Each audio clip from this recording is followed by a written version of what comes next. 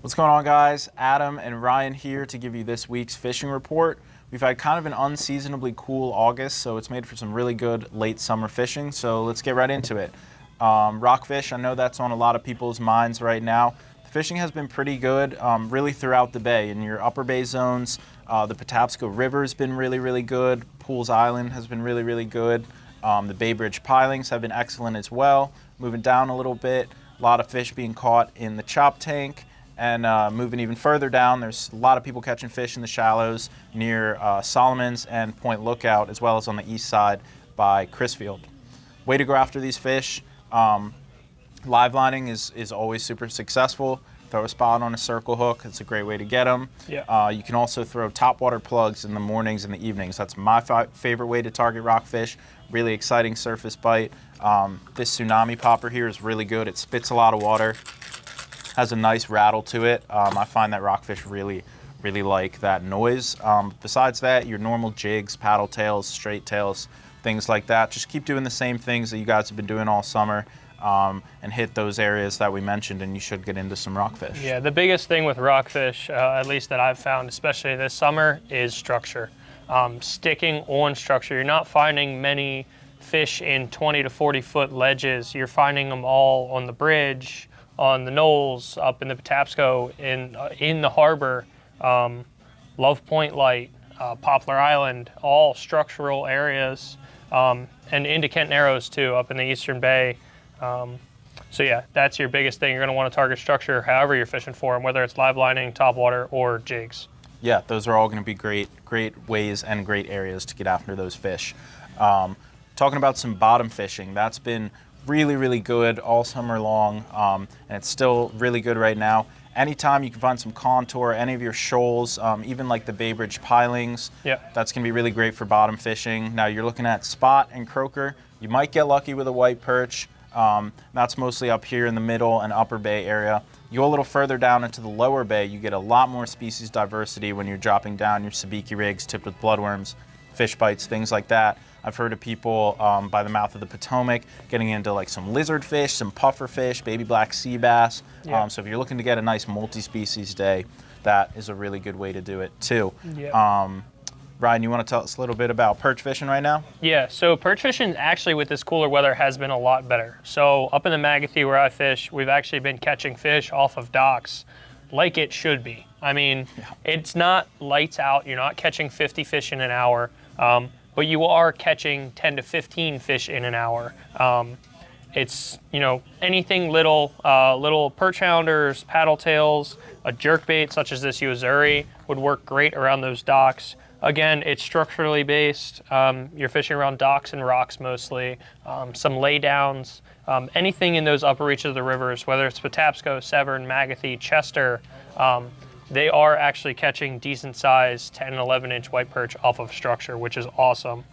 So yeah, and it's it's like finally, right? Yeah, definitely. We're in August, and finally we're starting to get a little bit of a better perch bite. Yeah, but it's exciting for sure. Yeah. Talking about some other stuff, catfish in the tidal zones has been okay. It's a lot more channel cats than blue cats right now, but I've heard of some decent catfish action up in the Patapsco. If you're really looking to hit the catfish hard, I would maybe go up the Potomac or up the Patuxent for a chance at those big blue cats. And if you're looking for flathead, definitely target the Potomac or even the Susquehanna. If you can manage to catch a live bluegill, that's really the best bait for flatheads. I have also heard a couple people that are fishing for rockfish around like Tolchester and north have been catching some blue cats and channel cats up there too. So if you want to actually go out and target them, chunk ally or spot on any of those channel edges up there, you got a good chance of getting some blues and channels. Yeah, for sure. And then moving down the bay a little bit, we're going to focus in a little bit on the lower bay right now, which is super hot. Something that a lot of people are still talking about is bluefish. We've got a lot of bluefish out there still, guys. They're not hitting the surface as much as they usually are, but from your mouth of the chop tank down all the way to the Virginia line, there are schools of bluefish. And then what else is mixed in with them? Mackerel. I know you're very excited about those Spanish mackerel. Finally. Great way to pick up those fish, or at least to find them, is to troll around. And then once you do find them, you can drop metal jigs and metal spoons down on them, stuff like that. But look on the channel edges, both the east and the west channel edges. That's typically where they're going to be hanging out, but also look up and look for the birds. The birds know more than me or Ryan or you or anybody where those fish are going to be. So if you follow the birds and be patient, you're likely to maybe find some fish on your sonar or see them pop at the Even surface. if those birds aren't working, if you're seeing, 20, 30 birds sitting in one spot, troll these spoons around. Those fish could have just gone deep. I mean, it could have been 5 minutes before you got there that those birds were working on fish and they just haven't popped back up again. So work that area. Like you said, use your depth contours and everything like that, but more so birds, especially. Absolutely, absolutely. And then redfish and cobia, I know that's a lot of the big talk going on in the lower bay right now. Still schools of bull redfish. Yeah. Like we said, sort of in the same zone as those bluefish, and maybe as far north as the mouth of the Chop Tank and all the way down to the Virginia line. Again, you're going to want to look for them in a similar way that you would look for the bluefish. You want to use your electronics, scan those channel edges, and wait till you find a school. As we've said, it's a really rare treat to see them hit the surface, so you really got to rely on your electronics. You could drop down a big bucktail on them. You could drop down a big paddle tail. Yes. And yeah.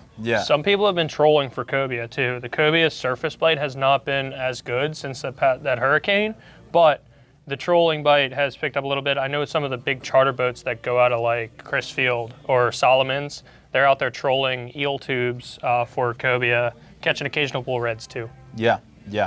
So those are really fun and big fish options to target down there.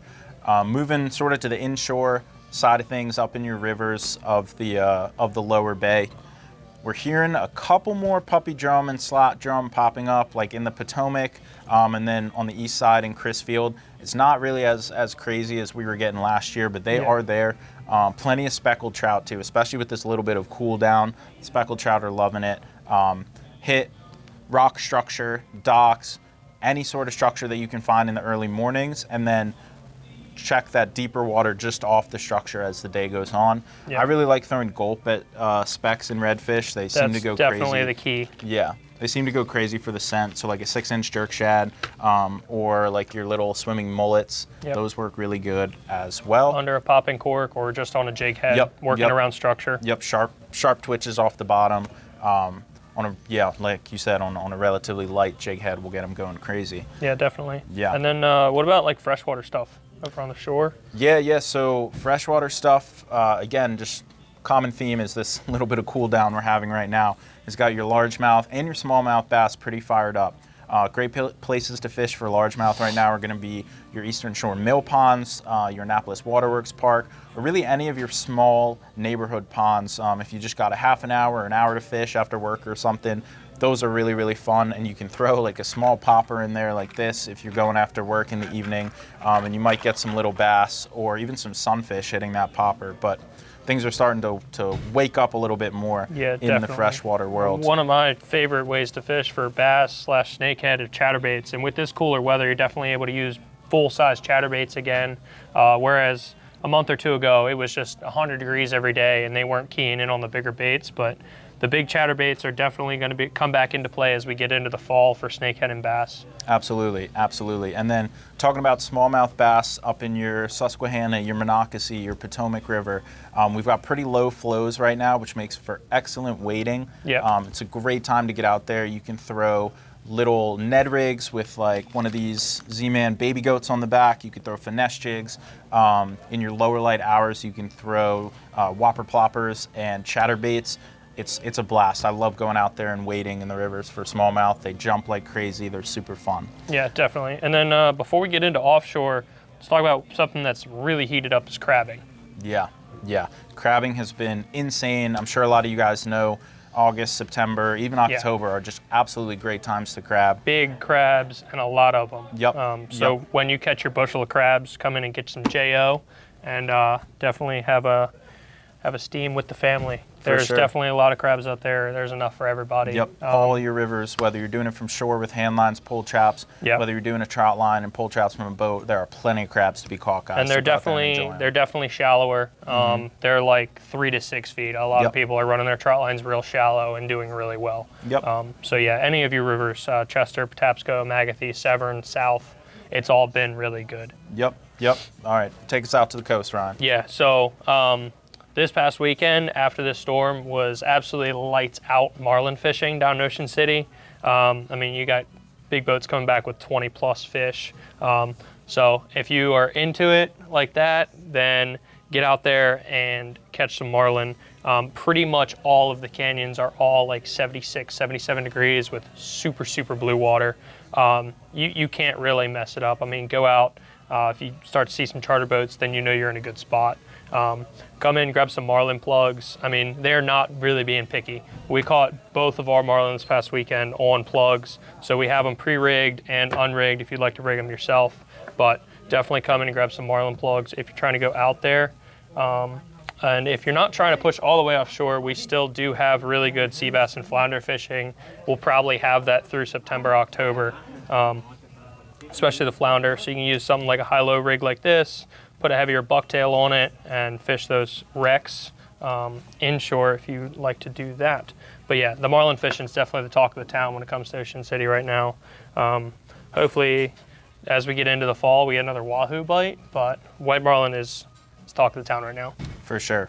And then just last thing on the coast, in the surf, things have been a little crazy with the hurricane. Obviously, a lot of the beaches were closed, crazy high tides. We don't have too much there, but what I have heard is that it's, excuse me, it's mostly rays in the surf. So I would wait, for those tides to come down a little bit and that storm surge to really just like move on its way before you guys try the surf. But if you do, be safe and good luck. Yep. Thanks, guys. Have a good one.